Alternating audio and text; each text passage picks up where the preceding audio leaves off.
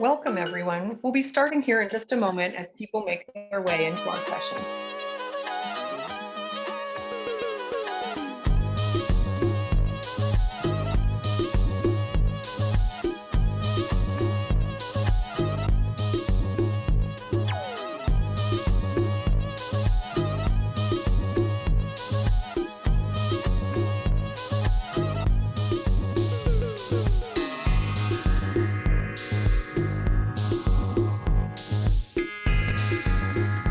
Thank you, everyone, for joining us.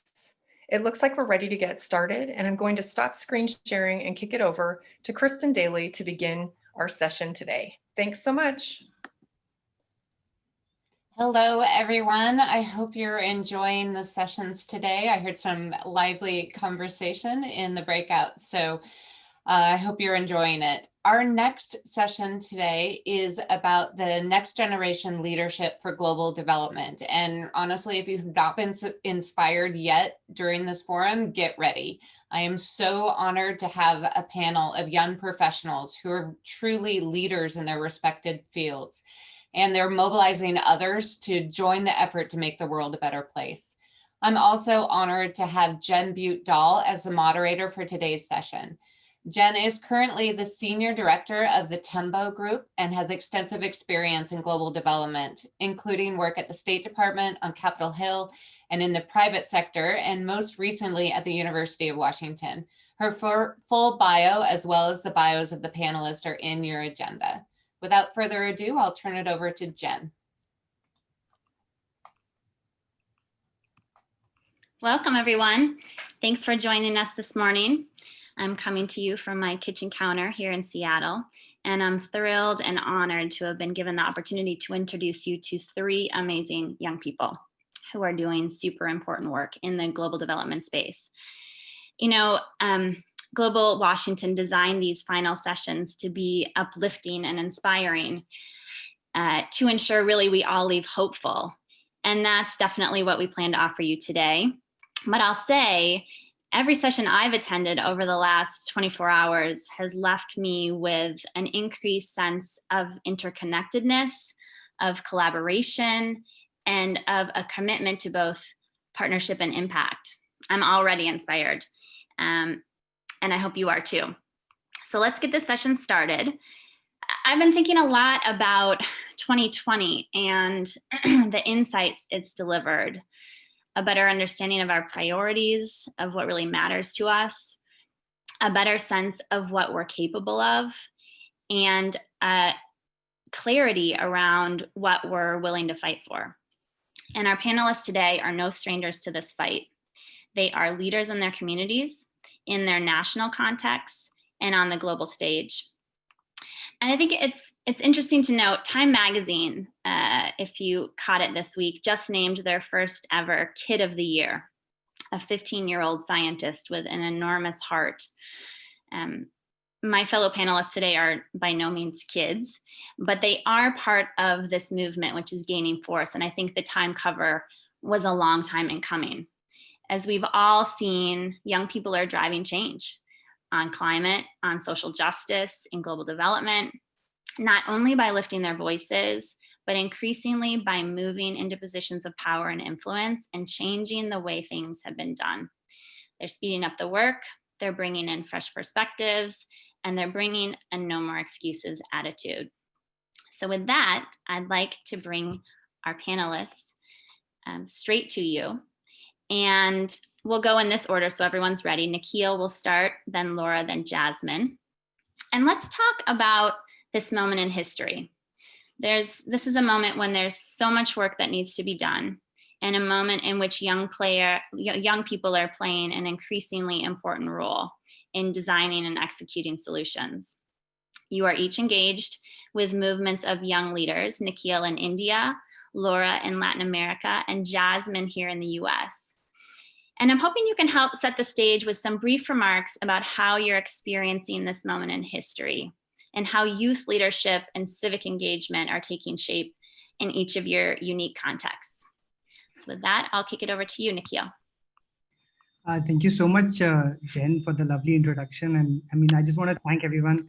This is such a privilege to be part of a global forum like this and talk about issues that are very close to my heart. I lead a company called Yuva, whose name actually means youth in Hindi. It is a youth media, data insights, and community engagement organization.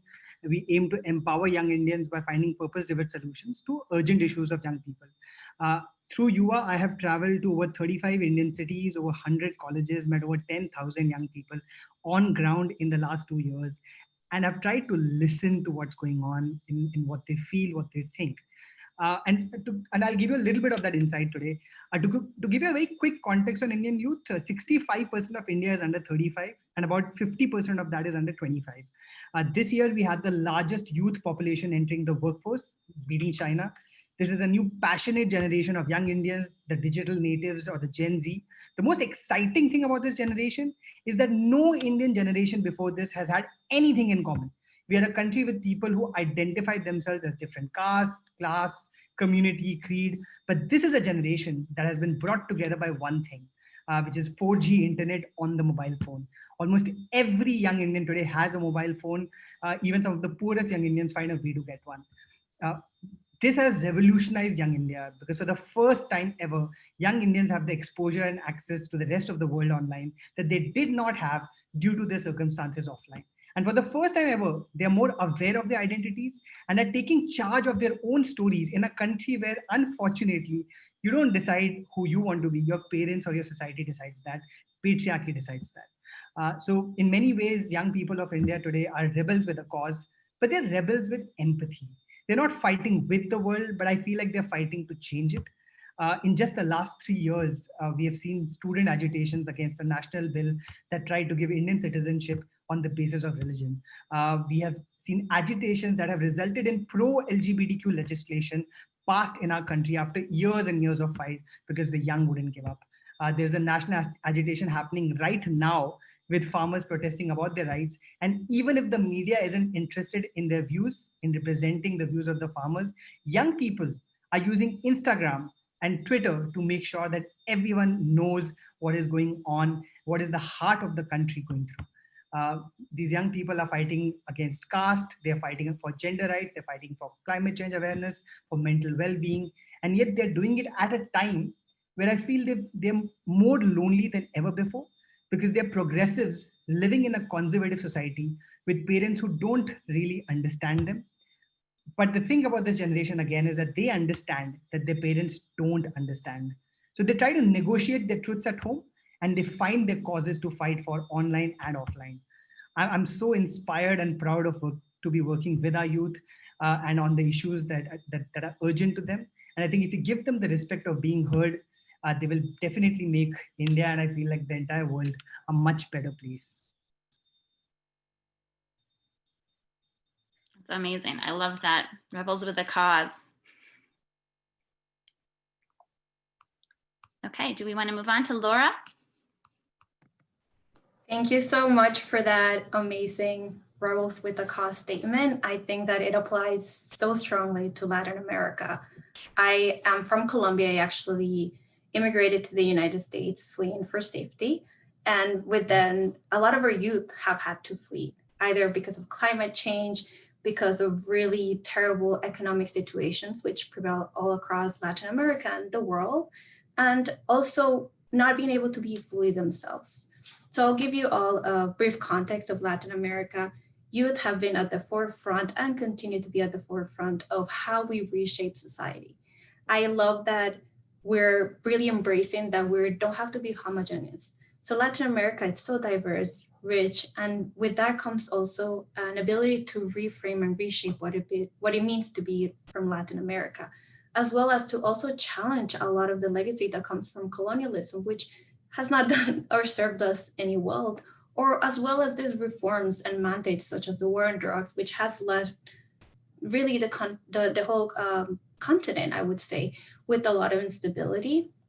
So I feel really excited about what youth continue to do and how they lead to conversations that really reshape the construct of society. One of them, which I'm sure you are all aware, was the chant that occurred from Chile. It spread all across the world in terms of how we raise awareness of the violence that women continue to experience. And that has led to a lot of policies that are going to begin to occur. But I also want to really bring about a special point of Indigenous communities. Indigenous communities and ancestral practices have existed for a long time.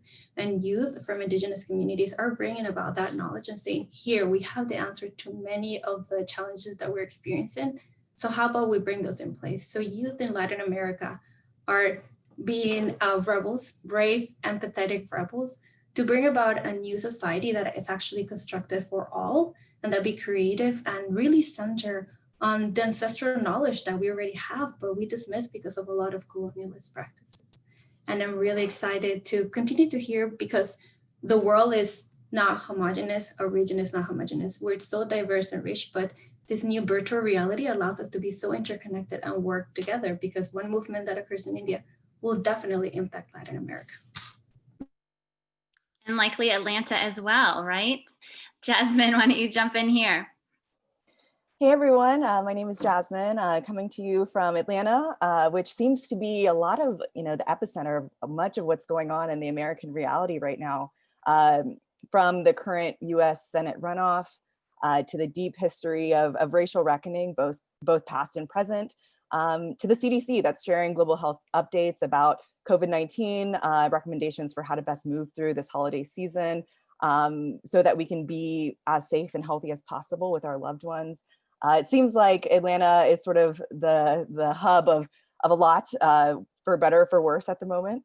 And I think, through this year, through, 2020, we've seen undoubtedly, a lot of pain, a lot of darkness.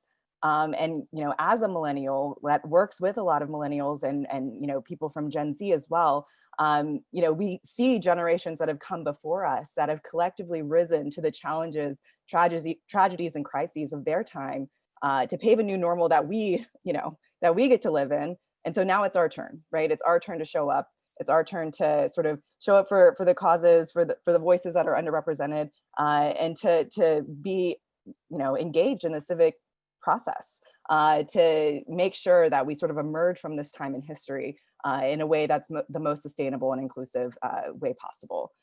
So I'm honored to be here today on behalf of the Global Shapers community from the Atlanta Hub. So I'm the Equity and Inclusion Lead for our hub in Atlanta.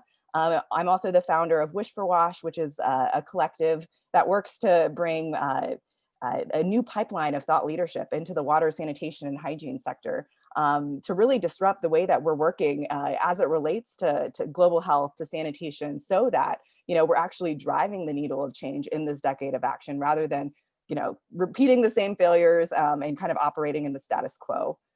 So I do think it's been such a challenging year in a lot of ways, but it's also been really cool to see how people are coming together in ways that we haven't seen before.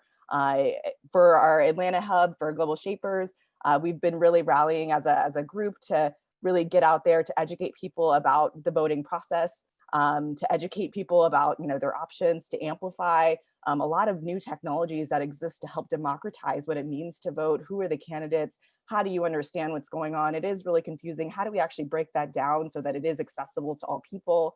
We were a part of an initiative called Shape the Vote, which really just is about creating the space for conversation, for people to ask questions, for people to create connections with people that might not come from the same worldview as them, but you still can connect and you can empathize and understand and relate, and really remember our shared humanity, which sometimes I think through this dark time has been forgotten.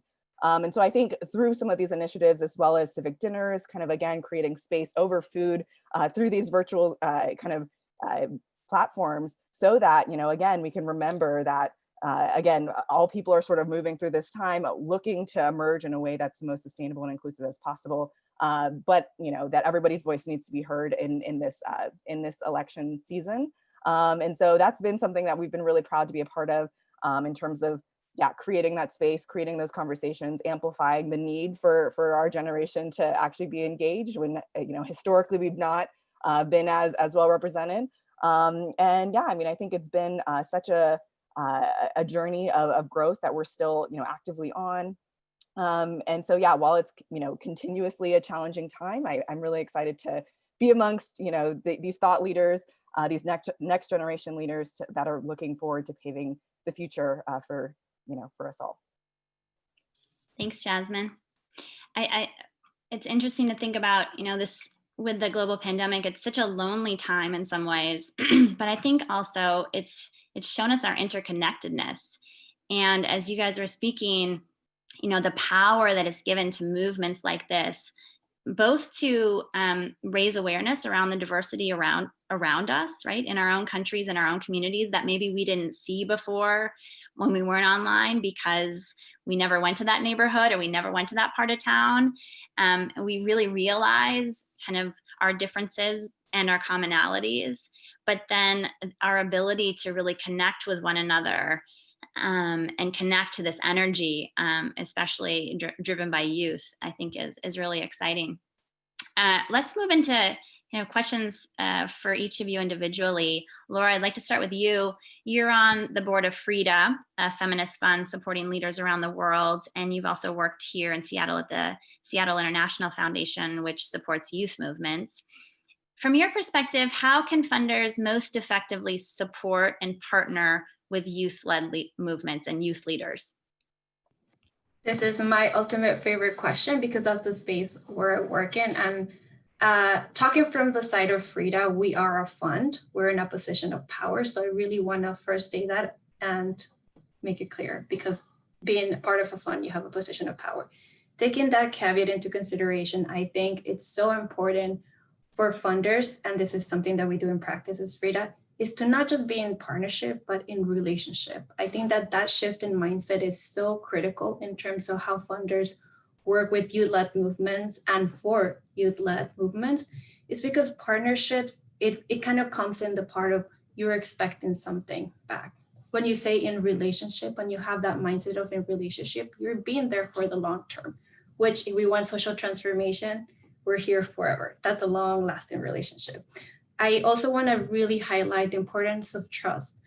The most important experts that will ever come in any movement is the youth themselves. They know what is happening in their specific context.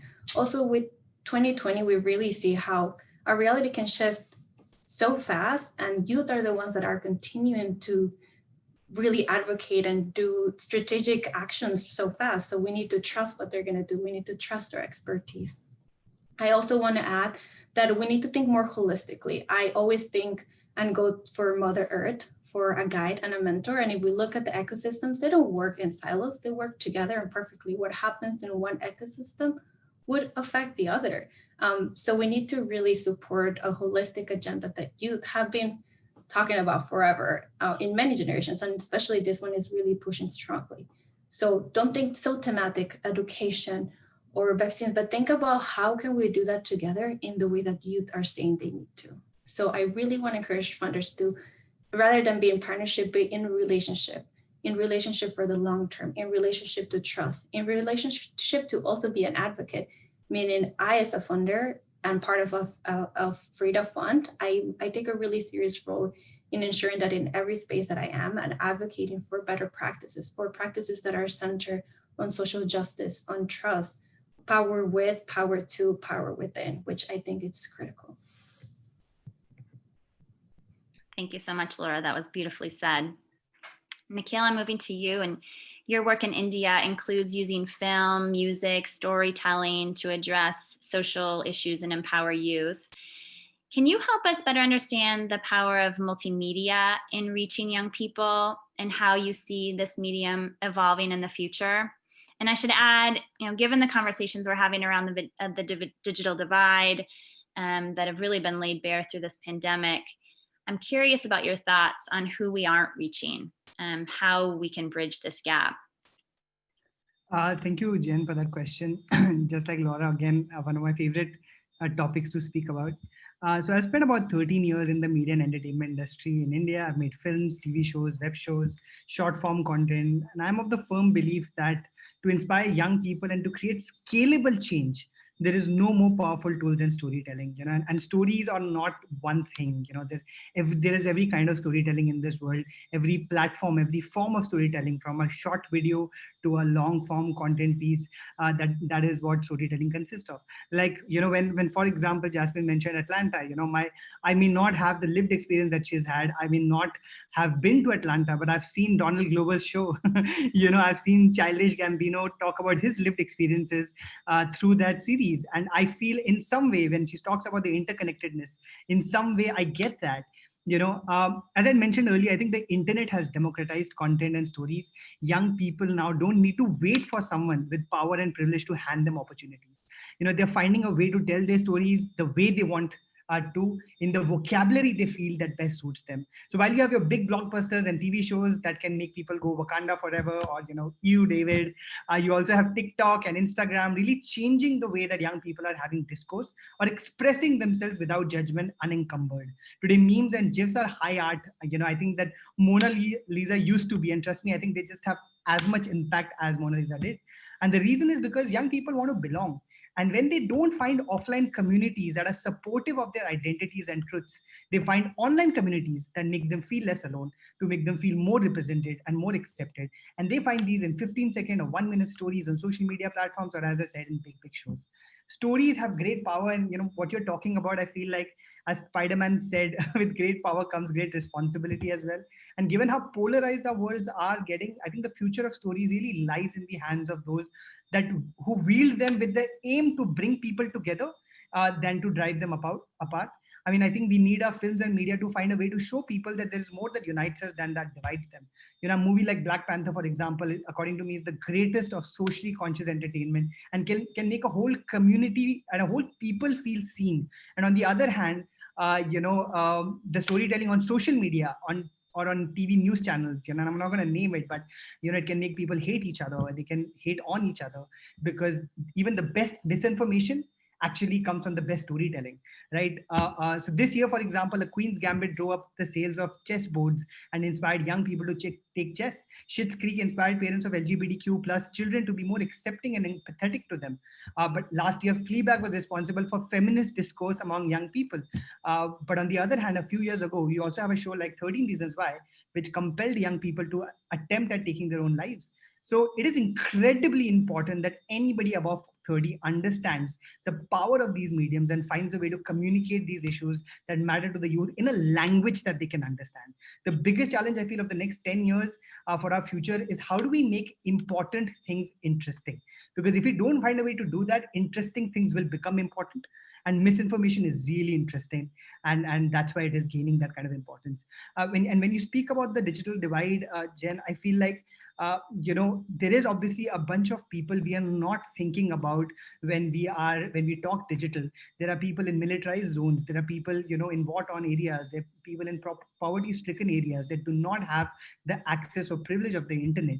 And we need to ensure through education, we need to ensure through policy, through advocacy, that internet becomes just as much a right of every young person as is food, water, clothing, shelter. And unless and until we do that, I don't know if we'll be able to involve every young person, given that, as Laura mentioned, we're not a homogeneous community. There is a lot of diversity, and we need to think for everyone. We need to bring people together. I so agree. And if anyone, or many of you probably listened to the session this morning with Akhtar Badshah about the amazing technology and work that so many people are doing around the world. There's a lot of hope there. And I think maybe that's a great segue to you, Jasmine. Social entrepreneurs are in some ways leading on this, right? Coming up with unique solutions and ways of reaching people and solving challenges that we haven't found ways to solve before. You're a young social entrepreneur doing awesome work in your own community, but you're also part of a global network, the World Economic Forum's Global Shapers. In light of the times that we're in, can you speak to the power of social entrepreneurship and meaningful youth engagement and how it's shaping the future of global development? Yeah, definitely. I think it's been, fantastic to just see the collective action that has really emerged from this time, people wanting to make sense of the new reality that we've been sort of navigating over the past year.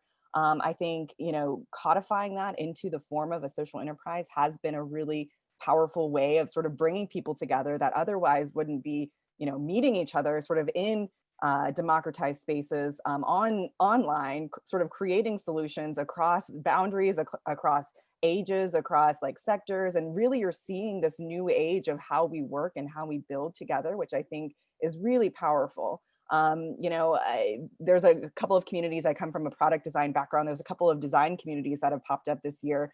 Climate designers have over 1,500 designers from around the world that are talking about how we all can come together to create and design and build the next, the future of our world, so that we're climately conscious and, not, exacerbating the inequities that climate change has already been exacerbating.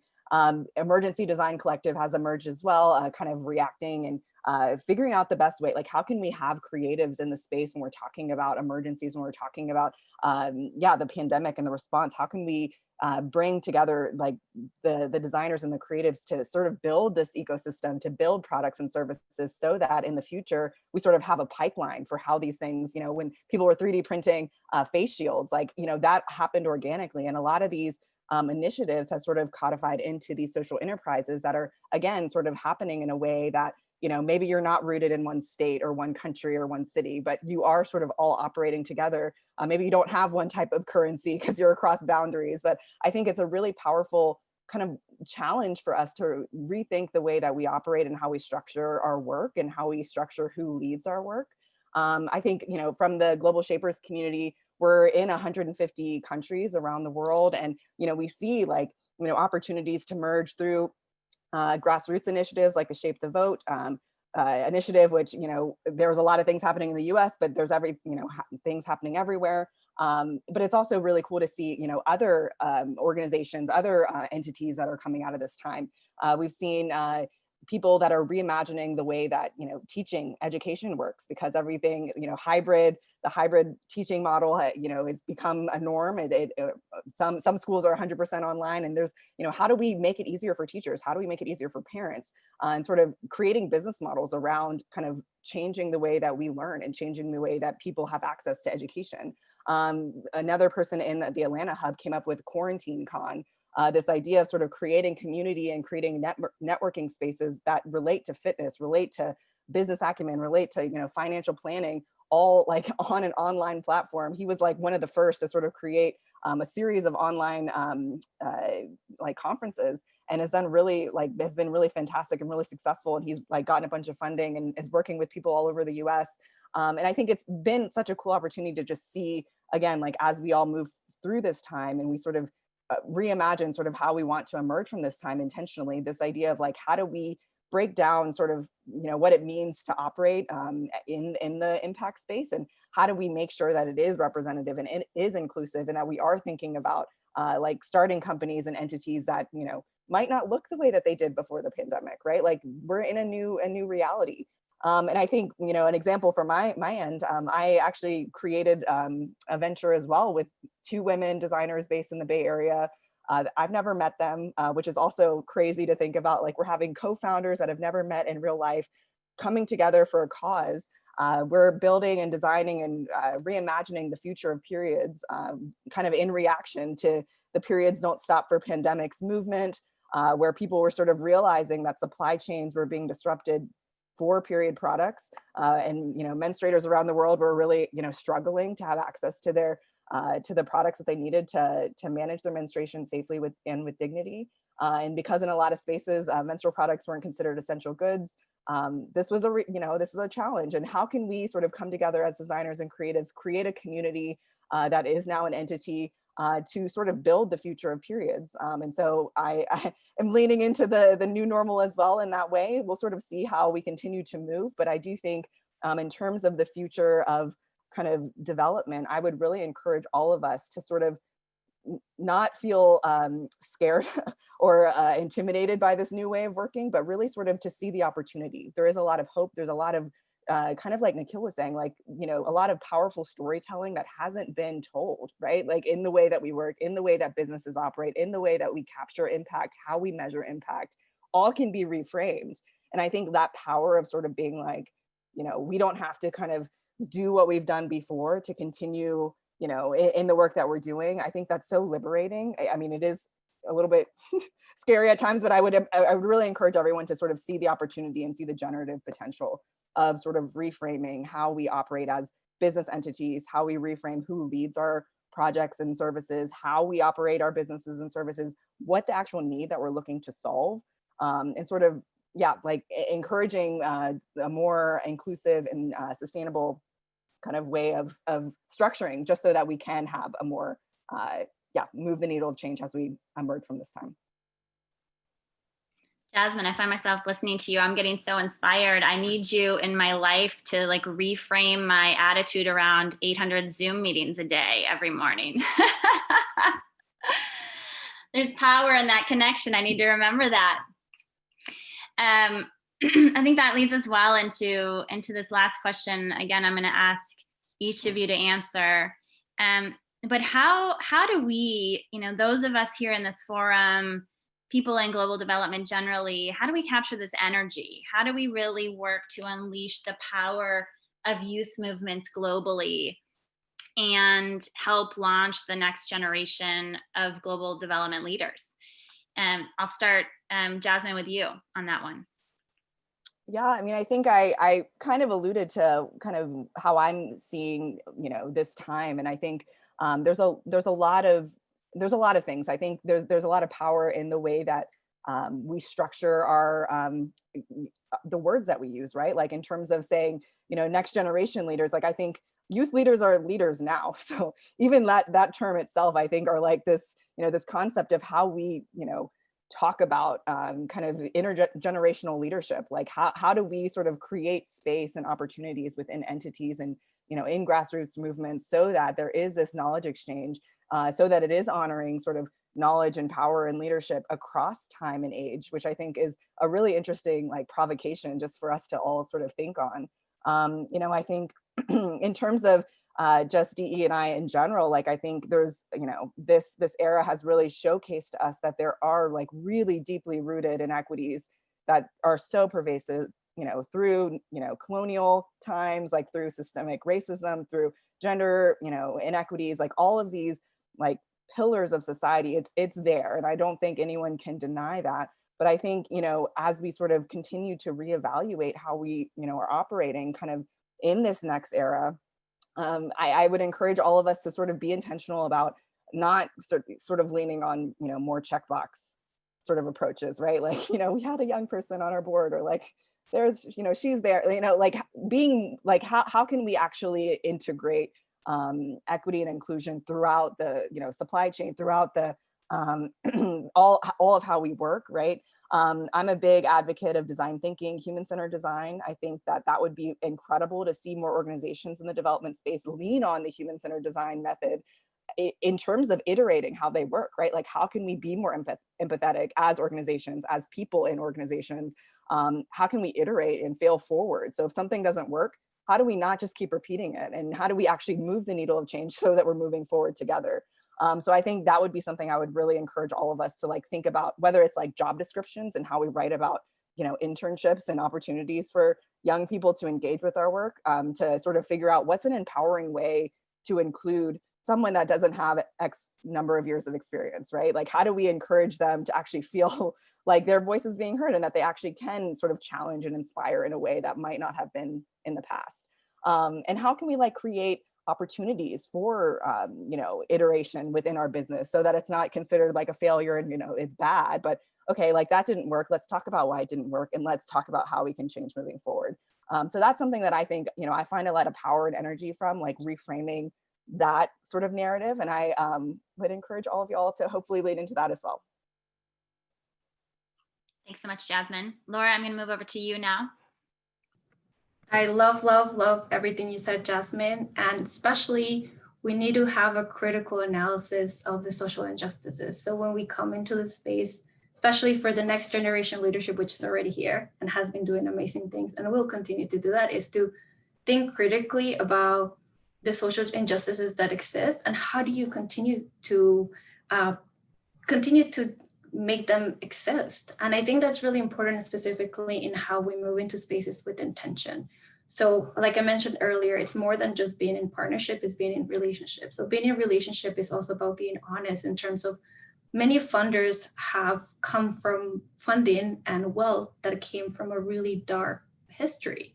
So it's really important to even acknowledge that, because youth are tired of taking answers that aren't real answers. So tell the story how it is. Definitely that always is important, especially when you're working with youth leaders that have already done so much and are very critical in the way that they analyze the world.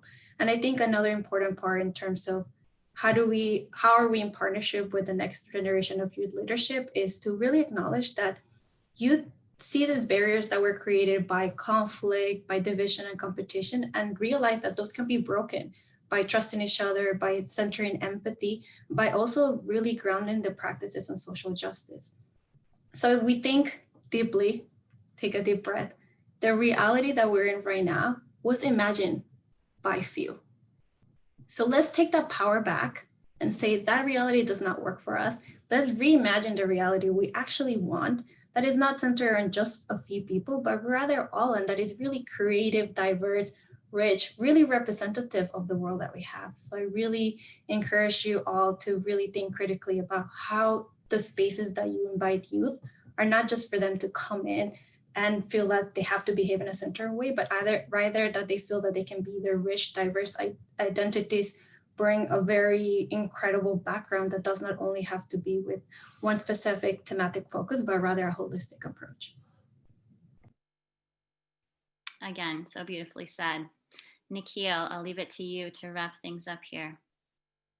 And I think there's so much, Jasmine and Laura have summed up everything that we were supposed to be talking about so beautifully. And I agree to almost everything that they've said. And I mean, not just agree, I think I would love to amplify it in different panels. I think that the best way for me to sum this up is, while 13 years I was a content creator, my day job was in the media. I was also teaching. I was a professor at a college in Mumbai for about 7 years. I was teaching young people. And very soon in the process of teaching them, I realized there's one big truth that kind of changed my thinking about young people.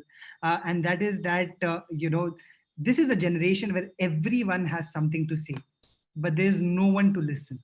I feel like young people don't need more older people talking to them. I think they need people to listen to them. And I can tell you that the moment I changed my strategy from trying to teach them to actually try to learn from them, I think I became a better human being, forget just being a better leader. I feel like it all comes down to this, right? I think every generation misunderstands youth. Every generation finds young people entitled, privileged, destroying industries, culture. There is obviously a generation gap, in every generation. But I feel like in this one, it has become so huge because of social media and phones that it's become some sort of a communication gap. Everyone's complaining about young people being on their phones, that they look down, but they look down because I feel that they're looked down upon. They look down on their phones because they're afraid that when they look up, will anyone listen to them? The assumption that because they are younger, they don't know as much as elders now is explicitly false, because they've had the internet at a way earlier age than us, and they've spent way more time on it. So they know what they're talking about, and they probably know it more than us. And we need to be comfortable with that idea that tomorrow a 12-year-old will probably be way smarter than us, even if they don't have that lived experience as we do. And that's where we should support them. That's where we come in. We need to use our lived experiences to guide them. I think this is a generation where everyone, is fearless. They have brilliant ideas. And I feel like the simple answer to your question is we need to just start listening to them. We need to lead with listening. We need to empower young people, guide their brilliant, fearless ideas, let them help us navigate global development, because we are doing this for them. They're not living in our world, we are living in theirs, right? They've inherited a polarized world, a dying planet, failing economies, and now a pandemic, that from the older lot. I feel the least we can do is give them the respect of being heard on these issues so that they can bring that change. I think make young, as Laura was saying, and Jasmine also said that, I think make young people part of your teams, listen to their ideas, do understand their truths, Don't invalidate them, don't dismiss them. Goalkeepers has this brilliant saying, leave no one behind. But I feel like if we are not taking people forward, in essence we are leaving them behind, right? And I feel like that's what we need to do. We need to take young people forward. We need to find a way to collaborate with them, not as if we are doing them favors, but as partners, because age cannot be the criteria to decide whether someone deserves respect anymore, just like gender or color or sexuality or background cannot be. And I promise you, I feel like, while we couldn't protect the earth, young people will damn well avenge it. That is a line from the Avengers. I had to end with a movie quote. Thank you so much. Amazing, Nikhil. There's, wow, so much that's come from this session. I've been writing copious notes, and maybe I'll just take a minute or two to give people, if we think about, what we need to do differently, what we need to do better, how we need to reframe. I've got 6 or 7 things that, these illustrative panelists have reminded us. I think one that came through clear from Laura, this really, think about power and understand what that means, and seek to be in relationship with others. Trust young people. They might not have the years of industry experience that we have, but they have a lifetime of lived experience. And they've grown up in a very different age and look at the world differently. So, so honor that. 3, storytelling is maybe the most powerful way to create scalable change. And as Nikhil said, make important things interesting. Otherwise, uninteresting things will become important. I think that's something here in the US we've seen so much this year, and I'm sure in many other places. 5, young people don't need us, right, to elevate their stories. They're finding ways to tell those stories, to connect with others. What we need to do as as people who've been in the space for years, as leaders of organizations, as funders, we need to seek them out. That's incumbent upon us, is to find those stories and really to listen. And to be open, as Nikhil said, to understand those truths, right? And not invalidate them. As Jasmine, I think, so eloquently said, young leaders are leaders now, right? We need to honor that power and experience and leadership across time and across age. And that means really engaging young people in new ways, right? Bringing them into positions of power and inviting them into those design meetings and those creative brainstorms, getting them on boards, not as token, young people, but as people who own that seat at the table and have something really special to bring to the conversation. And finally, I'll just end on something that caught me, which is about how we reframe, right? We have that power, we have the opportunity to reframe everything, right? And I think that's what 2020 has reminded us. The world is not what we thought it was. It's changing. It will never go back to the way it was before. And there is so much opportunity right now to take a fresh look at what we've always done, how we've always thought about something, and reframe it, change it, redesign it, make it work better for us. So as the panelists summed up, let's imagine the reality we actually want, and then go and make it so. And with that, I'm going to close and give everyone 2 minutes to get a cup of coffee before the final session. Thank you so much for joining us. Thank you to all the panelists for your time and your wisdom. Thank you, everyone. Thank you so much. Thank you so much to everyone. Let's keep Thanks, everyone. Thank you, everyone, and a special thank you to our panelists and moderators for sharing your passion and expertise with us today. You've certainly imbibed the world today with hope, and we're grateful. Coming up next is our closing session with a keynote speaker. To get into that session, you'll return to Whova and click on Agenda in the far left panel and click on the session title, and that will connect you. Thanks so much, everyone, and take good care.